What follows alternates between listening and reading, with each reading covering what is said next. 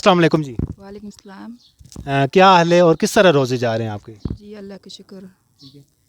تو آپ کا جو پیچھے علاقہ ہے وہ کون سا علاقے سے آپ آئے ہیں ادھر؟ جی افغانستان سے. اچھا افغانستان سے. جی مطلب آپ پٹھان ہیں، افغانی ہیں؟ جی ترکمن ہے. ترکمن ہیں، ٹھیک ہے. تو شادی شدہ ہیں؟ جی شادی شدہ ہے. اچھا آپ کے کتنے بچے ہیں؟ 4 بچے ہیں. آپ کے خاوند کیا کرتے ہیں ابھی؟ بس مزدوری ہے. ہمارے ساتھ جھگڑا ہوا، دوسری شادی کی ہے. پھر ہم 4-5 سال سے امی کے گھر رہ رہے ہوں اور ساری راشن وغیرہ امی لوگ دیتے ہیں. کچھ بھی یاد بھی نہیں کرتے، کچھ چیز نہیں دیتے، بھجواتی بھی نہیں ہے، یاد بھی نہیں کرتے جو بچی کیسی ہے اور سب کیسی ہے ایسے پوچھے بھی نہیں ہیں. مطلب آپ کو کوئی گھر کے پیسے وغیرہ خرچ وغیرہ نہیں دیتے؟ نہیں، بھائی دیکھتے ہیں اور راشن وغیرہ امی کے گھر سے کھاتے ہیں. جی اس کی گھر میں رہتے ہیں. اپنا گھر ہو، اپنا سب کچھ ہو تو اچھا لگتا ہے.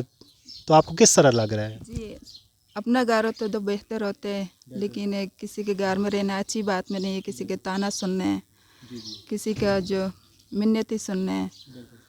جی اس وجہ سے آپ سے خواہش کرتی ہوں. تو ہمارا رمضان میں پیکیج تھا کہ ہم اس طرح راشن دیں جس طرح آپ مستحق ہیں اور مستحق لوگ ہیں ان تک یہ راشن پہنچائیں.